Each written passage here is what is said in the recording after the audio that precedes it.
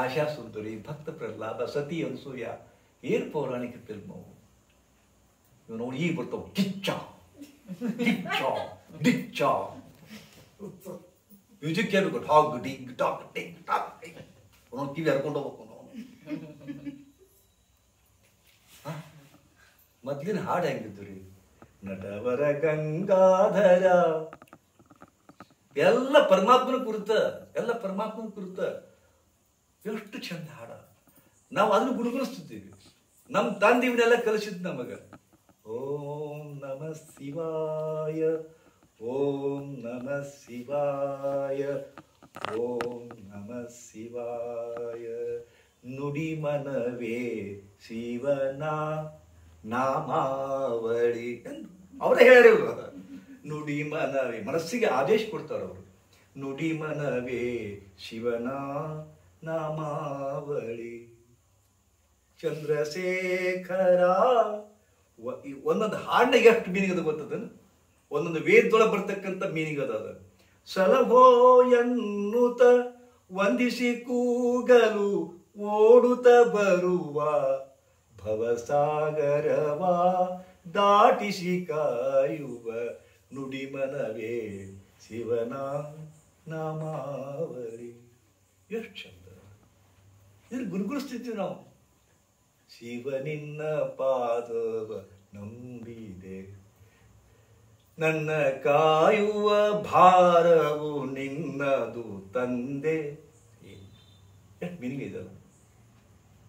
ಬಾಲಲೋಚನ ನಿನ್ನ ಭಜಿಸಿದ ಉಪಮನ್ಯು, ಬಾಲಭಾವಕ್ಕೆ ಮೆಚ್ಚಿ ಕ್ಷೀರವಾರಿದಿ ಎತ್ತೆ, ಶಿವನಿನ್ನ ಪಾದವ ನಂಬಿದೆ.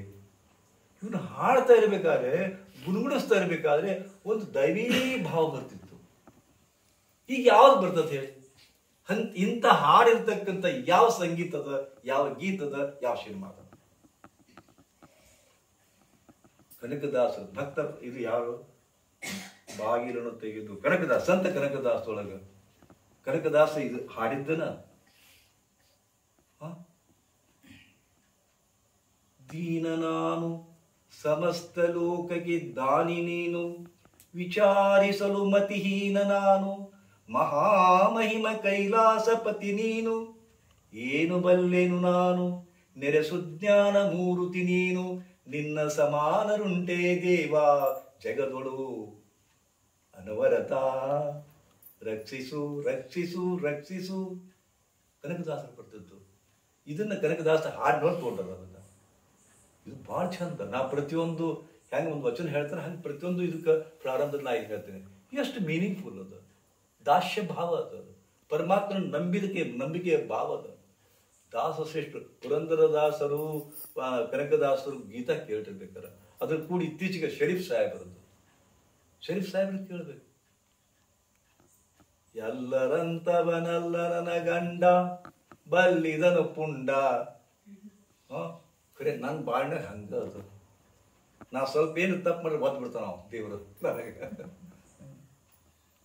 ಅದಕ್ಕೆ ನನಗೆ ಎಷ್ಟೋ ಮಂದಿ ಕೇಳ್ತಾರೆ, ಗುರುಗಳ ನೀವ್ ಯಾಕೆ ಕುಂಕುಮ ಹಚ್ತೀರಿ ಹೆಣ್ಮಕ್ಳ ತರ ಅಂತ ಕೇಳ್ತಾರೆ. ಎಷ್ಟೋ ಹೆಣ್ಮಕ್ಳ ತರ ನೀವ್ ಯಾಕೆ ಕುಂಕುಮ ಹಚ್ತೀರಿ? ನಿಮಗ್ ಹೆಂಗ ನಿಮ್ ಗಂಡ ನಿಮಗ್ ಹೆಂಗ ನಿಮ್ ಗಂಡ ಅಂತ ತಿಳ್ಕೊಂಡು ಹಚ್ಕೊಂತೀರಿ. ನನಗ್ ಗಂಡ ಅವ, ಎಲ್ಲರ ಗಂಡ ಬಲ್ಲಿದನು ಪುಂಡ, ಎಲ್ಲರಂತವನಲ್ಲ ನನ್ನ ಗಂಡ. ಸ್ವಲ್ಪ ನನಗ ಸೊಕ್ಕ ಬಂದ್ರೆ ಮುರಿದ್ ಬಿಡ್ತಾನ್ರಿ. ನಾಳೆ ಅಲ್ಲ ಇವತ್ತ ಸ್ವಲ್ಪ ಸೊಕ್ಕ ಬಂತ ತಿಳ್ಕೊ ಮುರಿದ ಬಿಡ್ತಾನ. ಅಂತ ಗಂಡ ಅದ ನಾವು ಗೊತ್ತಾ? ಎಲ್ಲರಿಗೂ ಗಂಡ, ಪತಿಯ ಪತಿ, ದೇವರ ದೇವ, ಡಾಕ್ಟರ್, ಯೋಗಿಯ ಯೋಗಿ ಅವ. ಹೌದಾ? ಅದಕ್ಕೆ ಕುಂಕುಮ ಹಚ್ತೀವಿ. ಅದಕ್ಕೆ ಮೀನಿಂಗ್ ಅದು.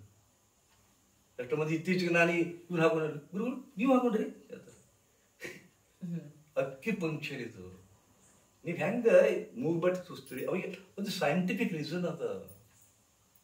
ಈಗಲೂ ಕೂಡ ವಯಸ್ಸಾದ್ಮೇಲೆ ಯಾಕೆ ತುರ್ಸೋಬೇಕಂದ್ರೆ ನಮ್ಮ ಕಿಡ್ನಿ ಫೇಲ್ ಆಗಿರ್ತಾವೆ, ಪ್ರೊಸ್ಟೇಟಿಕ್ ಎಲ್ಲಾರ್ದಾಗಿರ್ತದೆ. ಇದನ್ನು ಹಾಕೊಳ್ಳೋದ್ರಿಂದ ಪ್ರೊಸ್ಟೇಟಿಗೆ ಇದು ಕ್ರಿಯೇಟ್ ಆಗ್ತದೆ, ಆಕ್ಟಿವೇಶನ್ ಕ್ರಿಯೇಟ್ ಆಗ್ತದೆ. ನಾನು ಅದನ್ನು ಡೀಪ್ ಸ್ಟಡಿ ಮಾಡಿದ್ಮೇಲೆ ಮೊದಲೇ ಹೋಲ್ ಇದ್ದು ಹೆಂಗಾರು ಹಾಕ್ರಿಪ್ಪ ಅಂತಂದು. ಅದಕ್ಕೆ ಎಲ್ಲವೂ ಅದ, ಎಲ್ಲವೂ ಸರಿಯಾಗಿದ್ದೇ ಅದ. ಆದ್ರೆ ಅದನ್ನ ನಾವು ಬೇರೆ ಬೇರೆ ಭಾವದಿಂದ ನೋಡ್ಕೊಳ್ತೇವೆ. ಅದಕ್ಕೆ ಕಾರಣ ಭಕ್ತಿ ತುಂಬಿರ್ಬೇಕು. ಭಕ್ತಿ ತುಂಬಿರ್ಬೇಕು. ಕಲ್ಯಾಣ ಎಂಬ ಪ್ರಣತಿಯಲ್ಲಿ ಭಕ್ತಿ ಎಂಬ ತೈಲವನ್ನೇ ಎರೆದು ಅಂತಿಕೊಂಡು ವಚನ ಬರ್ತಾರೆ. ವಚನದಾಗ ಬರ್ತದಿಲ್ಲ. ಹಂಗ ಪ್ರತಿಯೊಂದಕ್ಕೂ ಭಕ್ತಿ ಭಾವ ಬೇಕು. ಎಲ್ಲಿ ಭಕ್ತಿ ಭಾವ ಅದ ಅಲ್ಲಿ ಸಮರ್ಪಣಾ ಭಾವ ಇರ್ತದ. ಎಲ್ಲಿ ಸಮರ್ಪಣಾ ಭಾವ ಇರ್ತದ ಅಲ್ಲಿ ಪರಮಾತ್ಮ ಓಡಿ ಬರ್ತಾನೆ. ಸಮರ್ಪಣಾ ಭಾವ ಇಲ್ಲದ ಸ್ಥಿತಿ ನಿಮ್ದದ. ಏನದ ಸಮರ್ಪಣಾ ಭಾವ? ಏನದ ಕಮಿಟ್ಮೆಂಟ್? ಇಲ್ಲಿ ಬಂದಿರಿ, ಸಾಧನಾ ಮಾಡ್ಕೊಂಡಾಗ ಬಂದಿರಿ, ಆದ್ರೆ ಬರೀ ರೆಸ್ಟ್ ತಗೊಂತೀರಿ, ಬರೀ ಪಂಟ್ ಹೊಡಿತೀರಿ ಬರೀ ಅವ್ರಿವ್ರದ್ದು ಮಾತಾಡ್ತೀರಿ. ಕುತ್ಕೊಂಡು ನಾನು ನೋವನ್ನು ಕಡಿಮೆ ಮಾಡ್ಕೋಬೇಕು, ಇದೊಂದು ಸಮಯ ಸಿಕ್ಕೈತಿ, ನಾನು ಸಾಧನಾ ಮಾಡ್ಕೋಬೇಕಂತ ಎಷ್ಟು ಮಂದಿ ಕಳೆಕಳೆದ ಹೇಳ್ರಿ. ಮತ್ತೆ ಇಂಥ ಮಂದಿಗೆ ನಾ ಎಷ್ಟು ಒದರ್ಕೊಂಡ್ರಿ ಏನದ? ಶಿಷ್ಯರಾದವ್ರು ಹೆಂಗಿರ್ಬೇಕಪ್ಪ ಅಂದ್ರೆ ಗುರು ಒಂದು ಹಸುರ ತೋರಿಸಿದ್ರ ಉಗುಳು ತೋರಿಸಿದ್ರ ಹಸುರ ನುಂಗ್ಬೇಕು ಮಂದಿ ಇರ್ಬೇಕು. ನೀವು ಇಷ್ಟು ತೋರಿಸಿ ಇಷ್ಟು ಮಾಡ್ಬೇಕು. ನಾವು ಇಷ್ಟು ಮಾಡಿದ್ರೆ ಇಷ್ಟ ಮಾಡಬಾರ್ದು ನೀವು. ಹಂಗಲ್ಲ, ಅದಕ್ಕೆ ರಿಸಲ್ಟ್ ಸಿಗೋದಿಲ್ಲ. ಕಾರಣ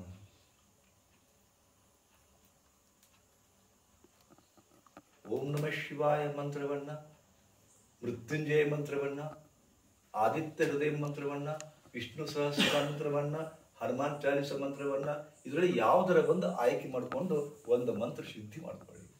ಯಾವಾಗ ಗ್ರಹಣ ಕಾಲ ಬರ್ತದ, ಗುರುವಾರ ಅಮಾವಾಸ್ಯೆ ಬರ್ತದ, ರವಿವಾರ ಅಮಾವಾಸ್ಯೆ ಬರ್ತದ, ಸೋಮವಾರ ಅಮಾವಾಸ್ಯೆ ಬರ್ತದ.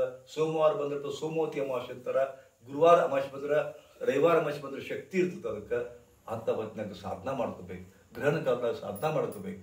ಅದ 108 ಆದಿತ್ಯ ಹೃದಯ ಆಯ್ತು, ಮೃತ್ಯುಂಜಯ ಆಯ್ತು, ಗಾಯತ್ರಿ ಆಯ್ತು, ಲಲಿತಾ ಸಹಸ್ರನಾಮ ಒಂದು ಅಂದು ಇದು ಮಾಡ್ಕೊಂಡ್ಬಿಟ್ರೆ ಮುಂದೆ 5 ಸರಿ ಅನ್ಕೊಂತ ಹೋಗ್ರಿ. ಒಂದು ಕಮಿಟ್ಮೆಂಟ್ ಇದೆ. ಈಗ ಕಮಿಟ್ಮೆಂಟ್ ನಾ ದಿನ ಮಂತ್ರ ಅನ್ಬೇಕಪ್ಪ. ಇವತ್ತು ನಿಮಗೆ ಏನ್ ಮಾಡಕತ್ತೀರಿ ಹೇಳ್ರಿ?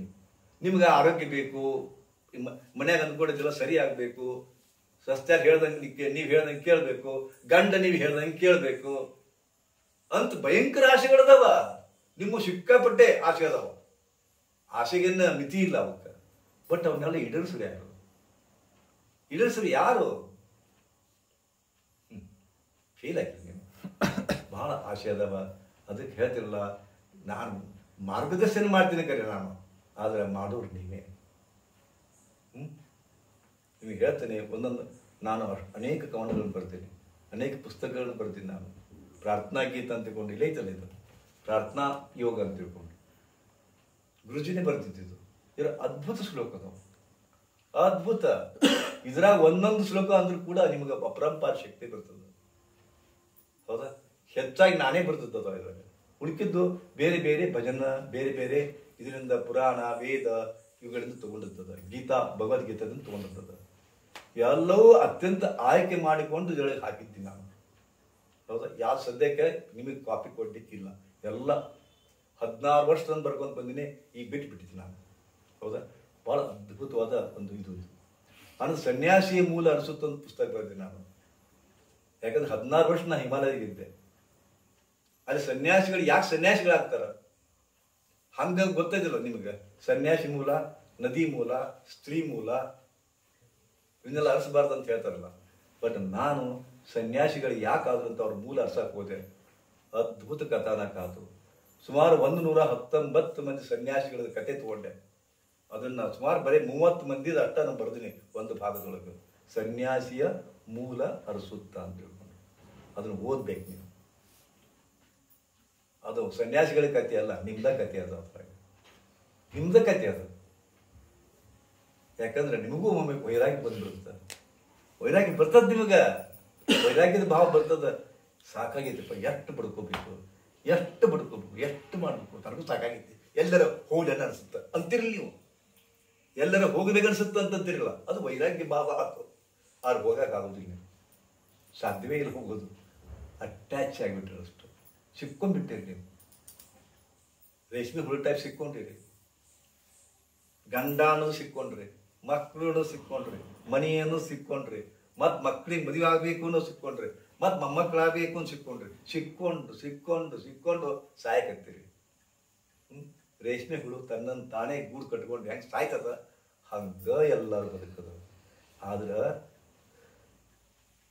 ಒಂದು ಕಲಾ ಇರಬೇಕು, ಸಿಕ್ಕೋಣಕ್ಕೂ ಗೊತ್ತಿರಬೇಕು, ಹೊರಗೆ ಬರೋಕ್ಕೂ ಗೊತ್ತು ಮಾಡ್ಕೋಬೇಕು.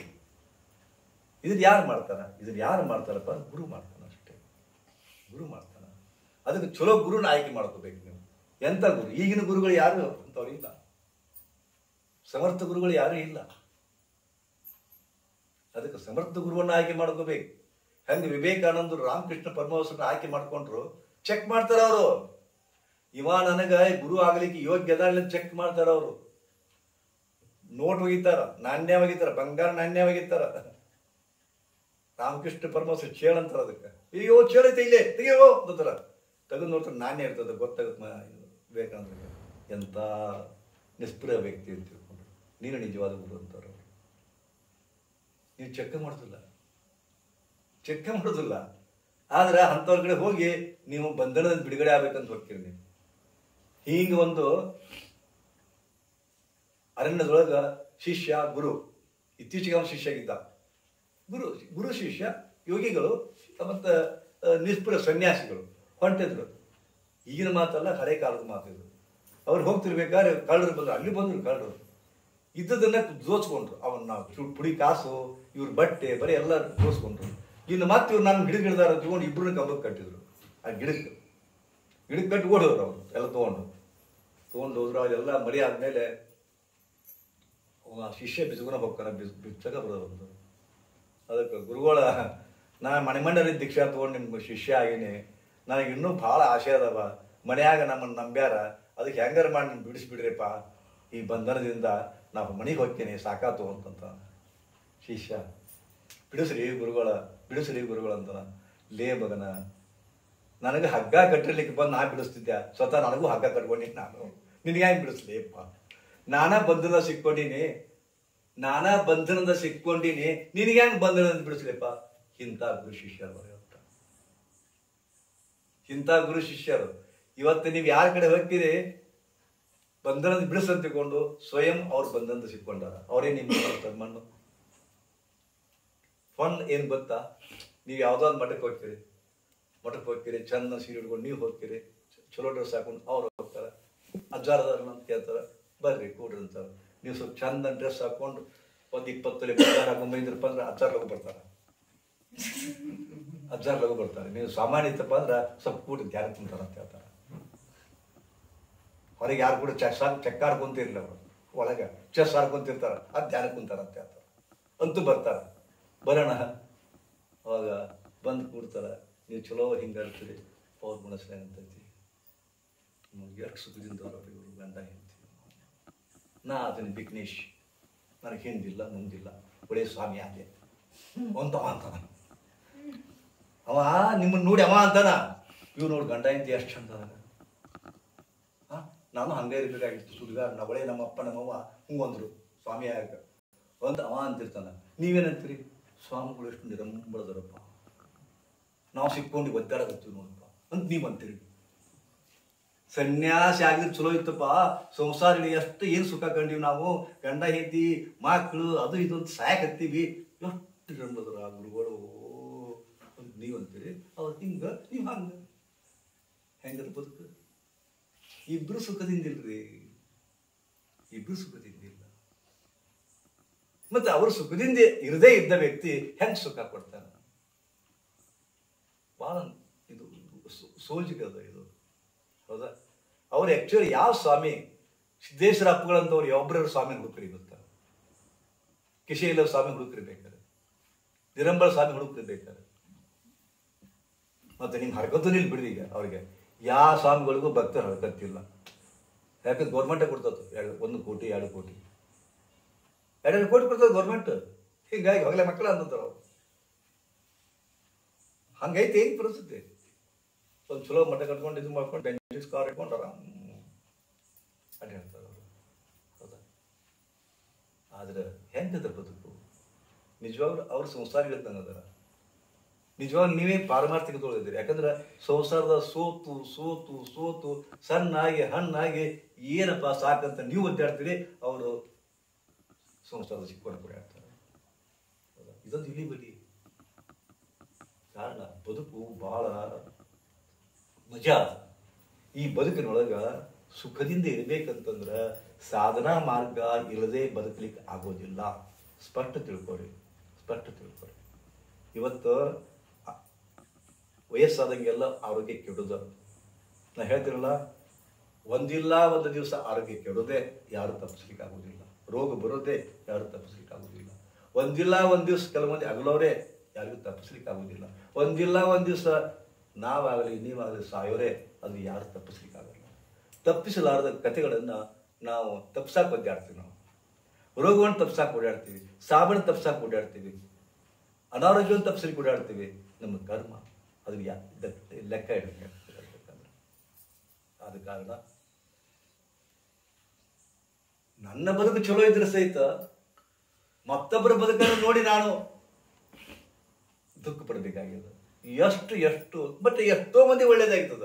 ಬಟ್ ಎಲ್ಲಿ ಮಟ್ಟ ನಾನು ಗೈಡ್ ಮಾಡಲಿ, ಎಲ್ಲಿ ಮಟ್ಟ ಅವ್ರ ಚಿಂತೆ ಮಾಡಲಿ. ಯಾರು ಮದುವೆ ಆಗಿಲ್ಲ ಅಂತ ಹೇಳ್ತಾರ, ಏನ್ ಮಾಡ್ಬೇಕಪ್ಪ ಅಂತ ತಲೆ ಬಿಡ್ತೀವಿ. ಯಾರು ಮಕ್ಕಳಿಲ್ಲ ಅಂತಾರ, ಏನ್ ಮಾಡ್ಬೇಕ ಪದೇ ನನಗೆ ತಲೆ ತಾಪ ಆಗತ್ತೆ. ಇದಕ್ಕಿಂತ ಇದು ಮದುವೆ ಮಕ್ಕಳು ಬಿಡ್ರಿ, ಇದಕ್ಕಿಂತ ವರ್ಸ್ಟ್ ಥಿಂಗ್ ಬರ್ತಾವ ನನ್ನ ಕಡೆ. ಕೆಟ್ಟ ಸಂಗತಿಗಳು ಹೊತ್ಕೊಂಡ್ ಬರ್ತಾರ. ಅವನ್ನೆಲ್ಲ ರಿಪೇರ್ ಮಾಡೋದು ಬಹಳ ಕಠಿಣ ಅದು. ಇದೆಲ್ಲ ಯಾಕೆ ನಿಮ್ಮ ಮುಂದೆ ತೋಡ್ಕೊಂತಿದ್ದೀನಪ್ಪ ಅಂದ್ರೆ, ನನಗ ಈ ಆಶ್ರಮ ಮೇಂಟೆನೆನ್ಸ್ ಆಗಲಿ, ಈ ನಿಮ್ಮ ದುಃಖಗಳನ್ನ ನಮ್ಮ ಮುಂದೆ ತೋಡ್ಕೊಂತಿರಲ್ಲ, ಇದನ್ನ ಅಲ್ಲಿ ನಾ ದುಃಖಿ ಆಗ್ಬೇಕಾಗಿತ್ತು. ಆದ್ರೆ ಮೇಲ್ನೋಟಕ್ಕೆ ಹೇಗೆ ಒಂದು ಸಮುದ್ರ ತೆರಿ ಧವಲ್ ಅಂತ ಬರ್ತದ. ಈಗ ತಾಜ್ ಮಹಲ್ ಹೋಟೆಲ್ ಬಾಂಬೆ ಹೋಗ್ಬೇಕಾರೆ ಗೇಟ್ ವೇ ಆಫ್ ಇಂಡಿಯಾ ಬರ್ತದಲ್ಲ, ನಮ್ಮನೆ ತೆರಿ ಬಿಡ್ತದೆ ಗೊತ್ತು, ಧವಲ್ ಅಂತ ನಿಮ್ಮ ಮುಳುಗೇ ಬಿಡ್ತದೆ. ಆ ತೆರಿ ನೋಡಿದ್ರೆ ಸುನಾಮಿ ಬಂದಾಗಂತೂ ಭಯಂಕರ ಅದ್ಭುತ ಇರ್ತದೆ. ತೆರೆ ಮೇಲ್ನೋಟಕ್ಕೆ 10 ಫುಟ್ ತೆರೆ ಬಂದ್ ಧವಲ್ ಅಂತ ಇರ್ತಾವಲ್ಲ, ಆ 10 ಫುಟ್ ತೆರೆ ಬಿಟ್ಟು ಕೆಳಗೆ ನೋಡಿದ್ರಪ್ಪ ಅಂದ್ರೆ ಸಮುದ್ರ ಶಾಂತನೇ ಇರ್ತದೆ. ಮೇಲ್ನೋಟಕ್ಕೆ ಸಮುದ್ರ ವಿಕೋಪಗೊಂಡದಂತಾರ, ಅದು ತಳಗೆ ಶಾಂತ ಇರ್ತದೆ. ಹಂಗ ನಾವೆಲ್ಲರೂ ಮೇಲ್ನೋಟಕ್ಕೆ ಚಿಂತೆಯೊಳಗೆ ಅದೀವಿ ಅಂತ ಗೋಚರ ಆಗ್ಬೇಕು, ಟೆನ್ಷನ್ಯಾಗ ಅದೀವಿ ಅಂತ ಗೋಚರ ಆಗ್ಬೇಕು, ಒಳಗಡೆ ಶಾಂತ ಇರ್ಬೇಕು. ಇದು ಬದುಕು. ಅರ್ಥ ಆಗುತ್ತೆ ನಾ ಹೇಳೋದು. ನೋಟಕ್ಕೆ ಮತ್ತೊಬ್ಬರ ಕಣ್ಣಿಗೆ ಚಿಂತೆ ಕುಂತಾರ ಅನಿಸ್ಬೇಕು, ಇವ್ರು ದುಃಖದ ಅನಿಸಿರ್ಬೇಕು, ಇವ್ರು ಎಲ್ಲ ಪಾಪರಾಗಿರ ಅನಿಸ್ಬೇಕು. ಆದ್ರೆ ಒಳಗಡೆ ನಿರಂತರ ಇರ್ಬೇಕು. ಇದು ನಿಜವಾದ ವ್ಯಕ್ತಿತ್ವ. ಆ ವ್ಯಕ್ತಿತ್ವವನ್ನು ಪಡ್ಕೋಬೇಕಾದ್ರೆ ಇದು ಬರಬರಿ ಇರಬೇಕು. ಇಷ್ಟೇ ಅಂದ್ರೆ ಇದು ಬರಬರಿನೇನು, ಸಮಭಾವವನ್ನು ಸ್ವೀಕಾರ ಮಾಡ್ಬೇಕು, ನವರಸಗಳನ್ನ ಸಮನಾಗಿ ಸ್ವೀಕಾರ ಮಾಡ್ಬೇಕು, ಸುಖ ಮತ್ತು ದುಃಖಗಳನ್ನ ಸಮನಾಗಿ ಸ್ವೀಕಾರ ಮಾಡ್ಬೇಕು. ಅದೇ ಯೋಗ. ಹೌದಾ? ಸುಖೇ ದುಃಖೇ ಸಮೀಕೃತ್ವ ಲಾಭಾಲಾಭವು ಜಯಾಜಯವು ಗೀತೆಯೊಳಗೆ ಬರ್ತದದು. ಸುಖದೊಳಗ ದುಃಖದೊಳಗ ಲಾಭದೊಳಗ ಹಾನಿ ಆಗ್ಲಿ, ಶೀತದೊಳಗ ಉಷ್ಣದೊಳಗ ಯಾರು ಸಮಭಾವ ತಡಿತಾರ ಅವ ನಿಜವಾದ ಯೋಗಿ ಅಂತಾರ. ಅದಕ್ಕೆ ಅದನ್ನ ಹೆಂಗ್ ಸ್ವೀಕಾರ ಮಾಡ್ತೀರಿ, ಅದು ನಿಮ್ಮ ಮೈಂಡ್ ಸೆಟ್ ಮಾಡ್ಕೊಬೇಕು. ಅದನ್ನು ದುಃಖ ಬರುದೇ ಯಾರಿಗೆ ಬಿಟ್ಟದ? ಕಣ್ಣಾರಿಗೆ ನೋಡ್ತಿರಲಿಲ್ಲ ಇತಿಹಾಸ. ಮಹಾಭಾರತದೊಳಗ ಇನ್ನೇನು ಪಟ್ಟ ಏರಿ ಅಗ್ದಿ ಆರಾಮ್ ಇರಬೇಕು, ಮಹಾಭಾರತದೊಳಗೆ ಅವ್ರಿಗೆ ಇದಕ್ಕೆ ಕಳಿಸ್ತಾರ ವನವಾಸಕ್ಕೆ. ಇನ್ನೇನು ರಾಮ ಪಟ್ಟಾಭಿಷೇಕ ಆಗ್ತದ ನಾಳೆಗೆ, ಇವತ್ತು ಕೈಕೇಯಿ ಸಿಟ್ಟಿಗೆ ಹೇಳ್ತಾಳ, ಅವನು 14 ವರ್ಷ ಇದಕ್ಕೆ ಕಳಿಸ್ತಾರ. ರಾಜಕುಮಾರ ಪಾದರಕ್ಷೆ ಇಲ್ಲ, ನಾರು ಬಟ್ಟೆ ಉಟ್ಟುಕೊಂಡು ಇಡೀ ದೇಶ ಸುತ್ತಾಡ್ತಾರೆ. ಅದೊಂದು ಮಾದರಿ ನಮಗೆ. ಮಹಾಭಾರತ ರಾಮಾಯಣ ನಮ್ಮ ಕಣ್ಣು ಮುಂದೆ ಮಾದರಿ. ಏನಪ್ಪಾ ಅಂದ್ರೆ ಯಾರಿಗೂ ಕಷ್ಟ ಬಿಟ್ಟದ್ದಲ್ಲ. ಈ ಸತ್ಯವನ್ನು ತಿಳ್ಕೋರಿ. ಆರೇನು ಮಾಡುವರು ಆರಿಂದಲೇನಹುದು. ಎಷ್ಟು ಚಂದ ಭಜನಾ ಪದ. ಪೂರ್ವಜನ್ಮದ ಕರ್ಮ ವಿಧಿ ಬೆನ್ನ ಬಿಡದು, ದುರುಳ ದುಶಾಸನನು ದ್ರೌಪದಿಯ ಸೀರೆಯನು ಸೆಳೆವಾಗ. ತುಂಬಿದ ಸಭೆಯೊಳಗ ಸೀರೆ ಇಡಕತ್ತೇನ. ಭೂಪದೈವರು ಇದ್ದು ಏನು ಮಾಡಿದರು? ಎಂತೆಂತ 5 ಮಂದಿ ಗಂಡಂದ್ರಿ ಎಂತವ್ರು ಅಂತೀರಿ? ಜಗತ್ತನ್ನೇ ಮಣಿಸುವಂತ ಗಂಡಂದಿರದಾರ. ಆಕಿನ ಸೀರಿ ಸೆಳಿ ತಪ್ಸಲಿಕ್ಕೆ ಆಗಲಿಲ್ಲ. ಮತ್ತೆ ನೀವು ನಮ್ದು ಏನದ? ಆರೇನು ಮಾಡುವರು ಆರಿಂದಲೇನವುದು, ಪೂರ್ವ ಜನ್ಮದ ಕರ್ಮ ವಿಧಿ ಬೆನ್ನ ಬಿಡದು. ಇದೊಂದು ಸಂದೇಶ. ಇವತ್ತ ನಿಮ್ಮ ಕಷ್ಟ ಏನದಲ್ಲ, ಇದು ಪೂರ್ವಜನ್ಮದ ಕರ್ಮದ ಫಲ. ಪೂರ್ವಜನ್ಮದ ಕರ್ಮದ ಫಲ. ಇದನ್ನು ಸ್ವೀಕಾರ ಮಾಡ್ಕೋಬೇಕು. ಕಷ್ಟ ಬಂತ, ಆಯ್ತಪ್ಪ, ನಾನು ಬಿತ್ತಿದ್ದೆ ಅದನ್ನ ಬೆಳ್ಕೊಂಡೆ, ಬಿತ್ತಿದ್ದೆ ಅದನ್ನೇ ಬೆಳ್ಕೊಂಡೆ. As you go as you reap, as you go as you reap. ಇದನ್ನೇ ಬಸವಣ್ಣವರೇ ಹೇಳ್ತಾರೆ. ಬೇವಿನ ಬೀಜವ ಬಿತ್ತಿ. ಎಷ್ಟು ಚಂದ ಹೇಳ್ಯಾರ. ಒಂದು ವಚನದಾಗ ದೊಡ್ಡ ಸಂದೇಶ ಕೊಟ್ಟಾರ. ಬೇವಿನ ಬೀಜವ ಬಿತ್ತಿ ಬೆಲ್ಲದ ಕಟ್ಟಿಯ ಕಟ್ಟಿ. ಒಬ್ಬ ಉಡಾಳ ನೋಡೋದು ತಡಿ, ದೇವ್ರ ಸೃಷ್ಟಿಯನ್ನು ಟೆಸ್ಟ್ ಮಾಡ್ತೇನೆ ಅಂತ ತಿಳ್ಕೊಂಡು ಒಂದು ಬೇವಿನ ಬೀಜ ತಂದ ಇಟ್ಟ. ಅದು ಸುತ್ತಲೂ ಕಟ್ಟಲಿಲ್ಲ, ಕಲ್ಲು ಕಟ್ಟಲಿಲ್ಲ. ಚೌಕ್ ಬೆಲ್ಲ ಬರ್ತಾವ, ಕುಡಿಕಿ ಬೆಲ್ಲ ಚಂದಾಗಿ ಇಟ್ಟ. ಸುತ್ತಲೂ ಇಷ್ಟ ಕುಡಿಕಿ ಬೆಲ್ಲನ ಇಟ್ಟ. ನಡ್ಬೇಕಾದ್ರೆ ಬಿಟ್ಟಿದ್ದ. ದಿನ ಹಾಲು ಹಾಕಿದ. ಬೇವಿನ ಬೀಜವ ಬಿತ್ತಿ ಬೆಲ್ಲದ ಕಟ್ಟಿಯ ಕಟ್ಟಿ ಆಕಳ ಹಾಲು ನೆರೆದು ಜೇನು ತುಪ್ಪ ಹೊಯ್ದಾರೆ. ಎಷ್ಟು ಚಂದಲ್ಲ. ದಿನ ಜೇನುತುಪ್ಪ. ಒಂದು ಸ್ಟಡಿ ಮಾಡಕತ್ತೇನವ. ಬೇವಿನ ಬೀಜ ಬಿತ್ತಿ ಸುತ್ತಲೂ ಬೆಲ್ಲದ ಕಟ್ಟಿ ಸುತ್ತಲೂ ನೀರು ಹಾಕಲಿಲ್ಲ, ಹಾಲು ಹಾಕಿದ. ಮತ್ ಮ್ಯಾಗ ಜೇನುತುಪ್ಪ ಸುರಿದ. ಎಂತ ಬರಬೇಕಿನ್ನ ಹಣ್ಣು ವಾ ವಾ ಅಂತಿಕೊಂಡು ಕಾಯಕತ್ತಿದ್ದ. ಹಿಂಗೆ ಚಿಗುರು ಹೊಡಿತು, ಮರ ಆತು, ಇದಾತು. ಬೀಜ ಬಂದು ಕಾಯಕ್ ಹತ್ತಿದ್ದ. ರೈಪ್ ಆತು, ಹಣ್ಣು ಅದು ಕೆಳಗೆ ಬಿದ್ದು ಕೂಡಿ ಬಾಗಿಟ್ಕೊಂಡ. ಕ್ಯಾಟ್ ಕೈ ದೇವರ ತಲೆಗಿಲಿ ಕೆಟ್ಟದ್ದು ನಿನ್ನಿದನ್ನು. ತಲೆಗಿಲಿ ಕೆಟ್ಟದ್ದು ಎಂತ ಚಂದ. ಬೆಲ್ಲದ ಕಟ್ಟಿ ನೀರು ಬಂದಿ, ಹಾಲು ಹಾಕಿನಿ, ಜೇನು ಹಾಕಿನಿ, ಮತ್ತೆ ಎಂತ ಕೊಟ್ಟಿನ ಇಷ್ಟ ತಲೆಗಿಲಿ ಐತಿನ ಅಂದ. ಅವಾಗ ಅಡ್ಡಿ ಹೊಡ್ತಾರೆ ಮಾಡಿ ಸುಮ್ಕಿನ ಅಂದವ ದೇವರು. ನೀ ಬೆಲ್ಲದ ಕಟ್ಟಿರಬೇಕು, ಜೇನು ತುಪ್ಪಾರ ಹಾಕಿರ್ಬೇಕು, ಬೀಜ ಯಾವ್ದು ಬಿತ್ತಿಲ್ಲ ಮಗನ ಅಂದವ. ಬೇವಿನ ಬೀಜ ಬಿತ್ತಿ ಮಾವಿನ ಫಲ ಬಯಸಿದ್ರೆ ಬರ್ತಲ್ಲ ಮಗನ ಅಂದವ. ನಿಮ್ಮ ಬದುಕು ಹಾಗೆ ಅದ. ನೀವು ಬಿತ್ತಿದ್ದು ಬೇವಿನ ಬೀಜ, ಕ್ರೋಧದ ಬೀಜ, ನಾಚಿಕೆಯ ಬೀಜ, ದ್ವೇಷದ ಬೀಜ, ವೈಷಮ್ಯದ ಬೀಜ ಬಿತ್ತಿರಿ. ಮನ್ಯಾಗ ಬಯಸ್ತೀರಿ, ಸಸಿಗೆ ಸಿಕ್ಕಾಪಟ್ಟೆ ಕೇಳ್ತೀರಿ, ಅದು ಸಸಿ ನಾನು ಪ್ರೀತಿನೇ ಮಾಡೋಲ್ಲ. ಹೆಂಗ್ ಸಾಕ್ತದ? ದ್ವೇಷದ ಬೀಜ ಬಿತ್ತಿ ಪ್ರೀತಿ ಫಲ ಬಯಸಿದ್ರಿ ಹೆಂಗ ಸಾಧ್ಯಲ್ಲ. ಇದು ನಿಮ್ಮ ಮಾದರಿ ಆಗಲಿ. ನಿಮಗೆ ಪ್ರೀತಿ ಬೇಕಲ್ಲ, ಪ್ರೀತಿ ಬಿತ್ರಿ. ಪ್ರೀತಿದ ಸಿಗ್ತದ. ಏನು ಬಿತ್ತಿರಿ ಅದು ಸಿಗ್ತದ. ಸತ್ಯ ಇದು ಸತ್ಯ. ಸತ್ಯ ಎಂದಿಗೂ ಬದಲಾಗುವುದಿಲ್ಲ. ಯಾವುದು ಎಂದು ಬದಲಾಗಲು ಅದು ವಿಜ್ಞಾನ ಅಂತಾರೆ. ಅದಕ್ಕೆ ಗಣಿತ ವಿಜ್ಞಾನ ಅಂತಾರೆ, ಭೂಗೋಳ ವಿಜ್ಞಾನ ಅಂತಾರೆ. ಹೇಗಪ್ಪ ಅಂದ್ರೆ ಗಣಿತ 1000 ವರ್ಷದ ಹಿಂದೆ 2 2 4 ಅಂತ ಬಂತು. ಇನ್ನೊಂದು 1000 ವರ್ಷ ಆದ ಚೇಂಜ್ ಆಗುತ್ತೆ ಅನ್ನೋದು. 2 2 4 ಹೋಗಿ 2 2 6 ಆಗುತ್ತೆ. ಎಂದರ ಆಗ್ತದಲ್ಲ, ಅದು ಸಾಧ್ಯ ಇಲ್ಲ. ಹಾಗೆ ಇದು ದ್ವೇಷ ಬಿತ್ತಿ ಪ್ರೀತಿ ಬಾ ಅಂದ್ರೆ ಎಂದೂ ಸಾಧ್ಯ ಇಲ್ಲ. ಇದು ವಿಜ್ಞಾನ. ಪ್ರೀತಿ ಬಿತ್ತಿರಿ, ಪ್ರೀತಿ ಬೆಳೆಯಿರಿ. ದ್ವೇಷ ಬಿತ್ತಿ ದ್ವೇಷ ಬೆಳೆಯಿರಿ. ನೀವೇನು ಬಿತ್ತಿರಿ ಗುಂಡಾಕತ್ತೀರಿ. ಅದು ಆದ್ರೆ ಎಂತ ಭ್ರಮಾದಗತ್ತೀರಿ ನೀವು, ಎಂತ ಭ್ರಮಾದಗತ್ತೀರಿ. ನನ್ನ ದುಃಖ ಐತಿ ಹೊಳ್ತೀರಿ. ಪ್ರತಿಯೊಬ್ರು ಬಂದು ದುಃಖ ಅಂತಿರಲ್ಲ. ನಾ ಈಗ ಬಡ್ಕೊಂಡು ಹೇಳೋದು ಯಾಕಪ್ಪ ಅಂದ್ರೆ, ನೀವೇನು ಕಂಪ್ಲೇಂಟ್ ಕೊಡಕ್ ಹತ್ತಿರಲ್ಲ, ಆ ಕಂಪ್ಲೇಂಟ್ ಕಾರಣ ನೀವೇ ಅದಿರಿ ಅಂತ ತೋರಿಸ್ಬೇಕಾಗಿತ್ತು ನನಗೆ. ಕಂಪ್ಲೇಂಟ್ಗೆ ಕಾರಣ ನೀವೇ ಅದಿರಿ. ಗೊತ್ತಾಯ್ತಲ್ಲ. ಇದನ್ನ ಕರ್ಮ ಕಳ್ಕೋಬೇಕು. ಈ ಕರ್ಮ ಕಳ್ಕೋಬೇಕಾದ್ರೆ ಅಗ್ನಿ ಹಾಯ್ಬೇಕು. ಹೆಂಗ ವೀರಭದ್ರೇಶ್ವರ ಅಗ್ನಿ ಹಾಯ್ತಿರಲ್ಲ, ಅಗ್ನಿ ಹಾಯ್ದಂತಾರಲ್ಲ, ಗೊತ್ತದಲ್ಲ, ಹಾರಾಡ್ತಾರ. ಹಂಗ ಭಕ್ತಿ ಎಂಬ ಅಗ್ನಿಯೊಳಗೆ ಹಾಯ್ಬೇಕು ನೀವು. ಪರಮಾತ್ಮನ ಎದುರು ಎಂತ ಅಗ್ನಿ? ಸಾಧನಾ ಎಂಬ ಅಗ್ನಿ. ಸಾಧನೆ ಎಂಬ ಅಗ್ನಿಯೊಳಗ ನೀವು ಇದು ಆಗ್ಬೇಕು, ಪಳಗ್ಬೇಕು. ಅವಾಗ ಕೈ ಹಿಡಿತಾನ ಪರಮಾತ್ಮ. ಸರಳದ ಬಿಡ್ತೀರಿ 108 ಭೋಜನ ಸಿಕ್ಕೊಂತೀರಿ. ಅದಕ್ಕೆ ಹೇಳ್ತಿಲ್ಲ, ದಿನಾಲು ಪುರಾಣ ಪ್ರವಚನ ಭಕ್ತಿಗೀತೆ ಭಜನ ಸ್ತವನ ಶ್ಲೋಕ ಪಠನ ಓಂಕಾರ ಸ್ತವನ ಇವನ್ನೆಲ್ಲ ಅನ್ನಲೇಬೇಕು. ಯಾಕಂದ್ರೆ ನಿಮ್ಮ ಪ್ರಾಬ್ಲಮ್ಗಳನ್ನು ನಿಮ್ಮ ಸಮಸ್ಯೆಗಳನ್ನ ದಗ್ಧ ಮಾಡ್ತಕ್ಕಂಥ ಶಕ್ತಿ ಅಲ್ಲದ. ಒಂದು ಹೇಳ್ತೇನೆ ನಿಮಗೆ, ಮನ್ಯಾಗ ಕೆಲವು ಮಂದಿ ಮನ್ಯಾಗ ಅಕಾಲಿಕ ಮಣ್ಣಗಳೇ ಇರ್ತಾವೆ. ಕೆಲವು ಮಂದಿ ಎಷ್ಟು ಮಂದಿ ನೋಡಿರಲ್ಲ, ಒಂದೊಂದು ಮನ್ಯಾಗ ಪೂರ ಉರ್ಲಾಕೊಂಡು ಸಾಯ್ತಾರ. 8 ಮಂದಿ ಇರ್ತಾರೆ, 8 ಮಂದಿ ಉರ್ಲಾಕೊಂಡು ಸಾಯ್ತಾರ. 8 ಮಂದಿ ಕ್ಯಾನ್ಸರ್ ಆಗಿ ಸಾಯ್ತಾರ. 8 ಮಂದಿ BP ಬಂದಿರ್ತಾ ಸಾಯ್ತಾರ. 8 ಮಂದಿ ಹಾರ್ಟ್ ಅಟ್ಯಾಕ್ ಆಗಿ ಸಾಯ್ತಾರ. ಇದು ವಂಶಾವಳಿಯಿಂದ ಬರ್ತದೆ. ವಂಶಾವಳಿಯಿಂದ ಬರ್ತದ. ನಿಮ್ಮ ಮನೆತನದೊಳಗೆ ನಿಮ್ಮ ಹಿಂದಿನವರು 7 ತಲೆಮಾರು ಬಹಳ ಸೂಕ್ಷ್ಮದ. ಅದಕ್ಕೆ ಹಿಂದಿನ ಮಂದಿ ತಳ ಬಿಡಕ್ಕೆ ಹೇಳ್ತಿದ್ರು.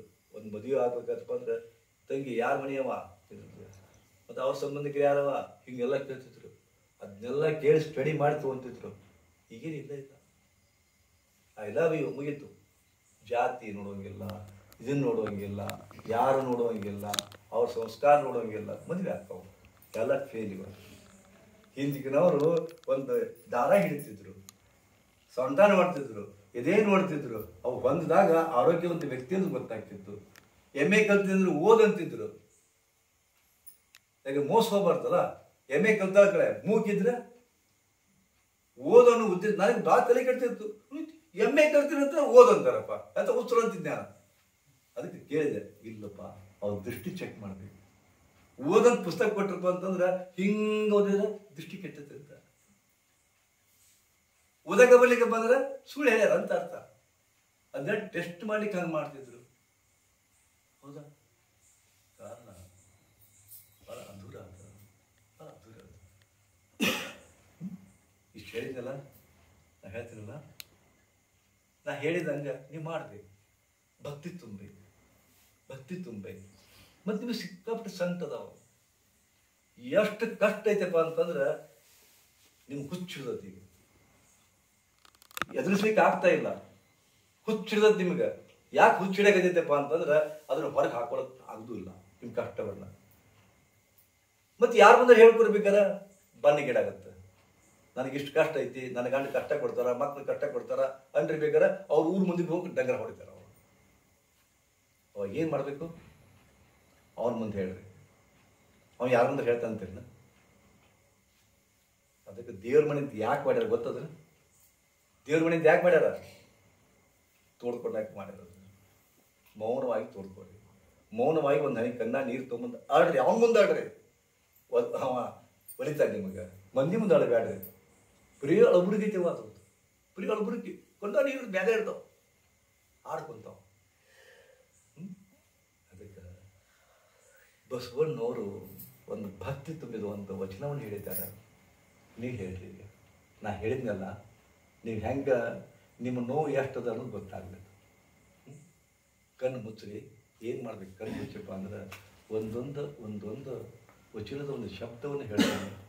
ನೀವು ಎಂಥ ಭಾವ ತುಂಬ್ತೀರಿ, ಏನು ಅಂತೀರಿ, ಹೆಂಗೆ ಅಂತೀರಿ, ಅದ್ರ ಮ್ಯಾಗ ಟೆಸ್ಟ್ ಮಾಡ್ತಾನೆ ನನಗೆ. ಆ ವಚನ ನಿಮಗೇನು ಅರಿವಾಗಿದ್ದೇನಿಲ್ಲ.